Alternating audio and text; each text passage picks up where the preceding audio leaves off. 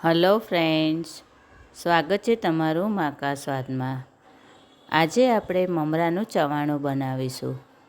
Recipe પસંદ પડે તો ચેનલને સબસ્ક્રાઈબ કરવાનું બિલકુલ ભૂલતા નહીં અને બાજુમાં રહેલા બેલ આઇકનને પણ જરૂરથી પ્રેસ કરજો, જેથી તમને મારા નવા વિડીયોની નોટિફિકેશન મળતી રહે। તો ચાલો શરૂ કરીએ આજની મજેદાર રેસીપી। સૌથી પહેલાં આપણે ચવાણાનો મસાલો તૈયાર કરવાનો છે। તો એના માટે મેં આ 1 ટેબલસ્પૂન લાલ મરચું, 1 ટેબલસ્પૂન ધાણા જીરું, 1 ટીસ્પૂન ચાટ મસાલો, 1/2 ટીસ્પૂન હળદર પાવડર, 1/2 ટીસ્પૂન જીરા પાવડર, 1 ટેબલસ્પૂન તલ ને 1 ટીસ્પૂન વરિયાળી। આ બધું જ આપણે ક્રશ કરી લેવાનું છે। એકદમ પાવડર થાય એ રીતનું નહીં રાખવાનું। તલ અને વરિયાળી સહેજ આખા રહે એ રીતે આપણે એને ક્રશ કરવાનું છે। મસાલો આપણો રેડી છે। આ રીતનું આપણે થોડું કકરું વાટવાનું છે। ચવાણા માટે મેં આ 200 ગ્રામ બાસમતી મમરા લીધા છે, તો એને આપણે હવે તળી લઈશું। થોડું થઈ ગયું છે, તેની અંદર આવી મોટી ચાળણીની અંદર આપણે આવી રીતે મમરા લઈ લેવાના અને એને તળી લેવાના છે। વચ્ચે વચ્ચે આને આવી રીતે હલાવી લેવાના। આપણે એને લાલ કેવા નથી કરવાના, થોડા ક્રિસ્પી થાય એટલે કાઢી લેવાના। આ રીતે ઉપર નીચે કરીને મમરા તળી લેવાના।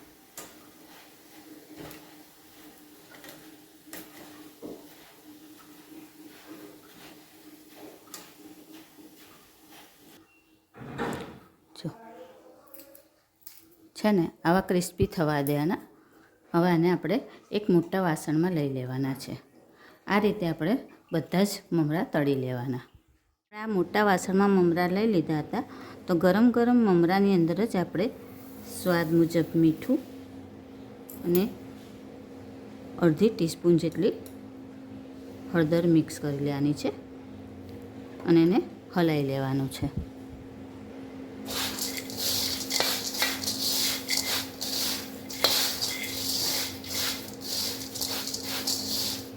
હવે આપણે 1 બાઉલ મકાઈનો ચેવડો લીધો છે, મકાઈના પૌવા પણ કહે એને, એ પણ તળી લઈશું। અને એને પણ હવે આપણે આ જે મમરા તળ્યા હતા અને મસાલો ભેગો કર્યો હતો એ જ બાઉલની અંદર આને લઈ લેવાના છે। બધું જ એક મોટા બાઉલમાં જ આપણે મિક્સ કરવાનું છે।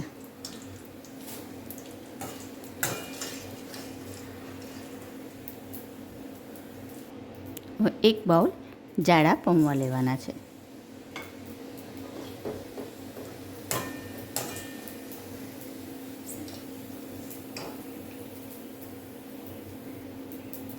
એને પણ આપણે એ બાઉલમાં જ મિક્સ કરી લેવાનું છે। હવે 100 ગ્રામ જેટલા સિંગદાણા તળી લેવાના છે।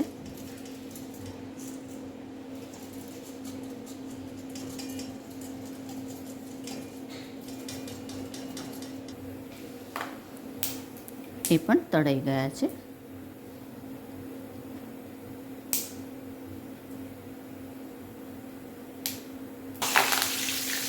થોડાક લીલા મરચાં આવી રીતે મેં કાપીને લીધા છે, એ પણ એકદમ ક્રિસ્પી કરવાના છે।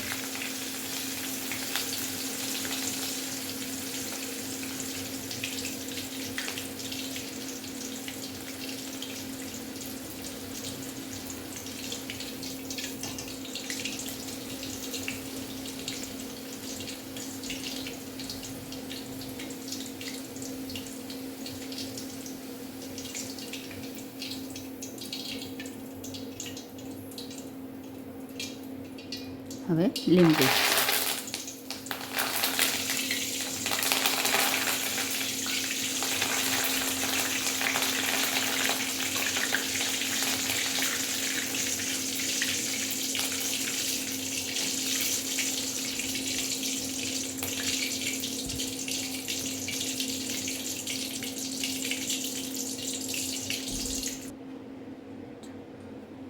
બધી જ વસ્તુ આપણી તળાઈ ગઈ છે.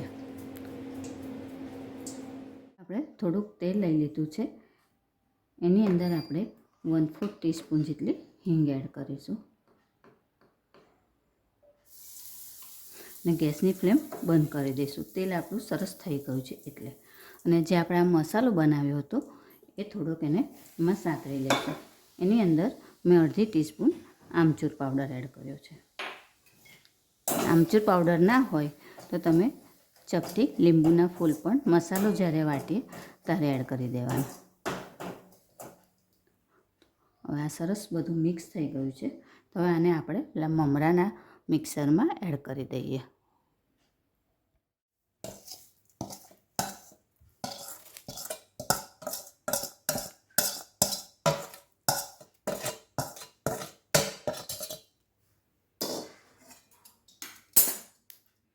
સાથે જ 1 ટેબલસ્પૂન દળેલી ખાંડ, 200 ગ્રામ જેટલી સેવ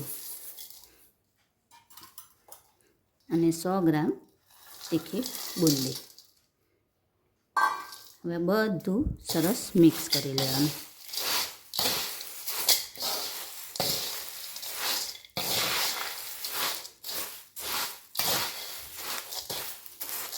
બધું એકદમ સરસ મિક્સ થઈ ગયું છે. તો હવે આપણે એને સર્વ કરી લઈએ. તૈયાર છે આપણું મમરાનું ચટપટું ચવાણું.